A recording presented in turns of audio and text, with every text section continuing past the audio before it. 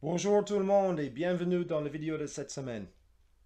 Cette semaine, je veux vous parler des cosses et des embouts de câblage. Donc, en premier, je veux vous présenter donc des cosses. On a des cosses de tailles différentes, du 1,5, du 2,5, du 4, 6, 10, 16, etc. etc. Souvent, on va voir des petites cosses comme ça. Donc, quand on parle de cosse, on parle d'une extrémité de câblage, souvent pour le fil souple, mais on peut mettre des fils rigides aussi, qui sont faits pour pouvoir connecter un fil à un point de connexion à visser. Donc, par exemple, ça peut être la mise à la terre d'un chemin de câble. Ça peut être aussi la mise à la terre d'un moteur asynchrone. Souvent dans le boîtier de raccordement de moteur asynchrone, on a un petit boulon ou une vis et on va connecter le fil vert jaune avec les embouts avec des cosses. Donc on a des tailles différentes. Donc là on voit ici le bleu c'est la même taille. Le jaune il est plus gros. Donc souvent c'est bleu pour du 2,5 et on va avoir du jaune pour le 6 carré. Il faut simplement voir que le fil que tu as, il rentre bien dans le cos.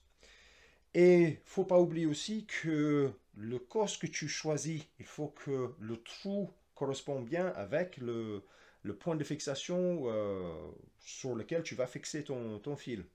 Donc, on peut imaginer les deux scénarios, que tu mets un petit cos comme ça et le trou il est trop petit pour le vis. Ou on peut imaginer que tu prends un plus gros et le vis passe à travers. Donc, il faut regarder les deux choses. Il faut regarder les sections de fil et il faut regarder aussi la taille du trou pour la fixation.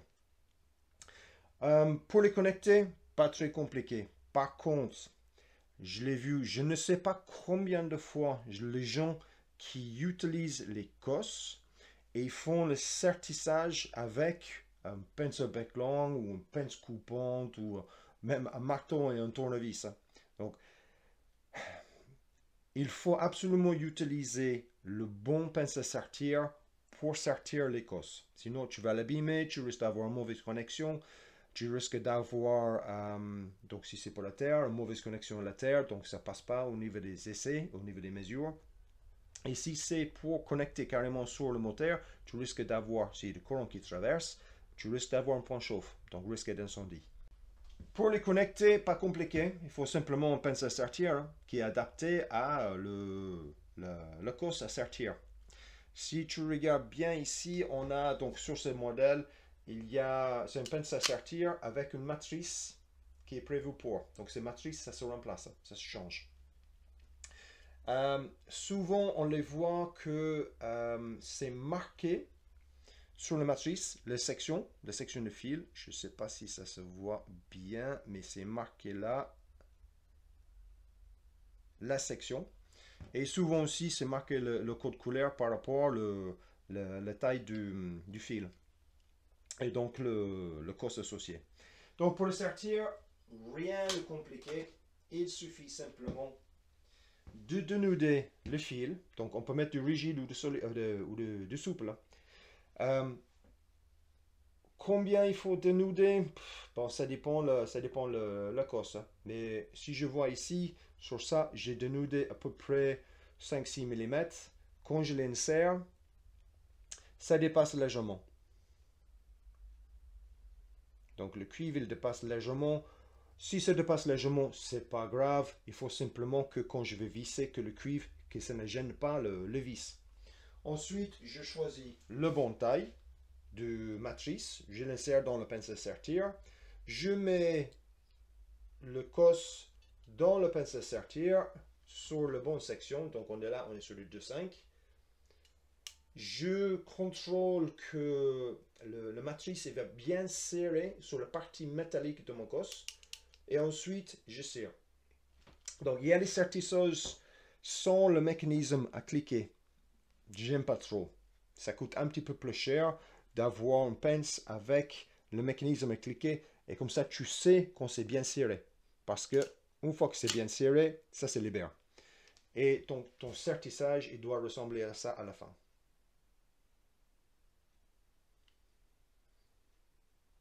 Ok, donc ça c'est les cosses. À ne pas confondre avec les embouts de câblage. Les embouts de câblage, voilà à quoi ça ressemble. Donc il y a des tailles différentes. Souvent en tertiaire, on va avoir du noir, c'est des 1,5, du gris, c'est des 2,5, l'orange, c'est des 4 carrés, le vert, c'est des 6 carrés. Donc il y a un code couleur par rapport à la section de fil associée.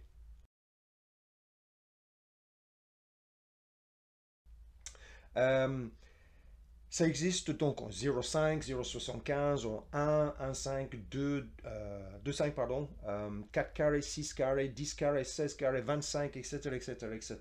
Donc, il faut bien choisir le bon embout par rapport à la section de fil. Ça existe aussi en double. Donc, ça veut dire que tu as un choix. Si tu as deux fils en 1,5 qui rentrent dans un bornier, par exemple sur une commande d'un moteur, on risque d'avoir deux fils qui rentrent dans le bornier. Donc, tu as un choix.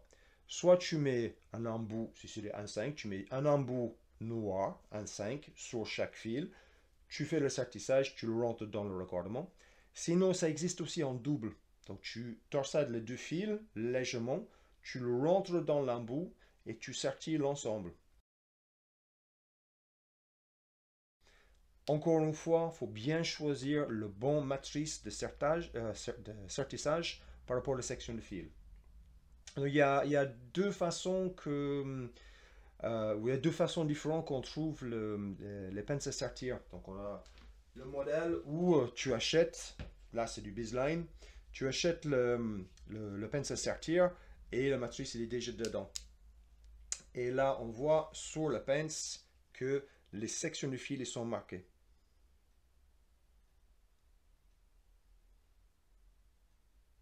Donc, il suffit quand tu vas faire ton sertissage que tu mets l'embout dans le bon endroit et tu vas sertir. Donc, ça existe ensemble. Tu achètes le pince de sertir. Sinon, ça existe que tu... Hop, il est où là? Ah. On a le pince de sertir. On peut déboulonner ici avec un clé Allen et on met la matrice pour sertir. Et voilà à quoi ça ressemble. Il suffit de boulonner ça dans la pince à sertir. Et c'est le même principe. Hein. C'est le même principe. Tu vas mettre l'embout de câblage dans le pont partie et puis le sertir jusque l'appareil te libère. Donc pour sertir, pas très compliqué. Il suffit de dénuder les fils, de mettre le bon embout par rapport à la section de fil, de mettre toutes les brins dedans. Si ça dépasse légèrement, c'est pas grave. On peut recouper avec une pince coupante après. C'est mieux avec un coupe-câble en fait, parce que le pince coupante, ça ne coupe pas droite quand c'est les grosses sections comme ici. Ensuite, on prend le pince à sertir et puis on va sertir autour pour compacter la partie métallique ici, pour sertir autour. Il y a des anciennes que c'était en poinçon, donc ça veut dire que ça prenait un côté et l'autre côté, il y avait une pointe qui rentrait pour faire un empreinte dans l'embout. Mais c'est les anciens. Aujourd'hui, on va partir sur, souvent c'est un hexagone ou un octogone qui vient sertir autour. On le voit sur la tête de le pince à sertir ici. Hein. On voit comment il va sertir autour. Donc si j'ai par exemple du 1,5, ben, je prends un embout noir, je le mets sur mon fil en 1,5, je l'insère dans la matrice, je l'insère sur la partie qui est marquée 1,5, comme ça. Et il suffit que je serre jusque ça se libère. Et voilà à quoi ça doit ressembler une fois serti.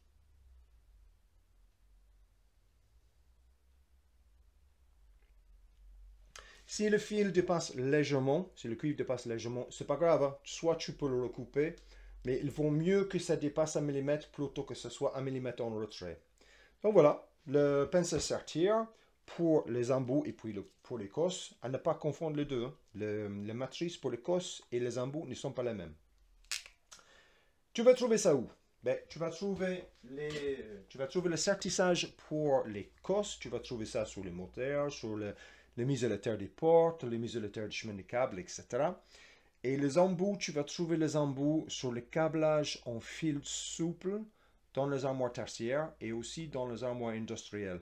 Donc, par exemple, pour le CAP, en tant que candidat libre, tu risques d'avoir, pour la partie installation, tu risques d'avoir une petite installation industrielle à faire. Voilà, les causes des embouts. Donc, en revenant sur la partie industrielle pour le CAP, je vous propose des mini-formations, donc mise en service avec une introduction des habilitations électriques et aussi une petite formation, une mini-formation sur la partie industrielle. Sinon, on vous propose aussi la formation A à Z pour passer le CAP en tant que candidat libre. Si tu es intéressé par ça, si tu es curieux, si tu veux avoir plus d'informations, n'hésite pas. Tu m'envoies un mail, c'est gratuit. Je t'envoie quelques liens pour les vidéos supplémentaires sur le métier de l'électricien.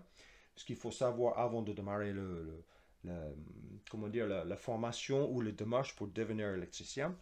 Et puis des informations par rapport à la formation que je propose.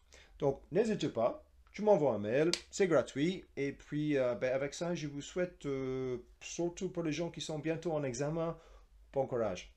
Et n'hésitez pas, en bas, là, laissez-moi des commentaires, surtout les gens qui sont en examen. Comment ça s'est passé? Et puis, si vous avez des retours à me faire ou des sujets que vous aimeriez que je traite. Donc voilà, à très bientôt. Merci. Ciao.